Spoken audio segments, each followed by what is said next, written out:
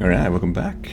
Today we are looking at adding font awesome icons or even emojis as placeholders to our text inputs. We have an input with a placeholder element, and we're just going to put our placeholder in the text area as well. So the first way of doing this is just quickly to add an emoji as our placeholder. And I have an auto reloading script on this page, so I don't have to press refresh now. This works on inputs and also text areas with our placeholder. So we can add another emoji into our text area, and then you can see that as you type, it disappears. So it's just a placeholder, and then as we type here, the placeholder disappears. So that is pretty cool. I think we can also add something more useful here, like a comment emoji in our placeholder. So then it has a little comment thing, so you know you can add a comment there, or you could put a speaker, something like that. Actually, maybe a monkey speaking in our text area. And then we see a little monkey there, and we've got a comment here. So that's a nice, easy way of doing it. But what originally gave me this idea was that I had a post on how to add font awesome as the placeholders, but I think emojis are actually better than font awesome, because does anyone use font awesome anymore? I guess they do for icons, but I haven't used this particular script since font awesome version 4, which was a long time ago. So you can add our link here to our font awesome CSS. I guess we should add that to the header, shouldn't we? And then if we wanted to add font awesome instead of emojis to these, we add this bit of CSS in here. I don't even have wrap on, that's no good, hold on. So we add in our style, we add font family font awesome, and then that loads this font awesome family before the other fonts in our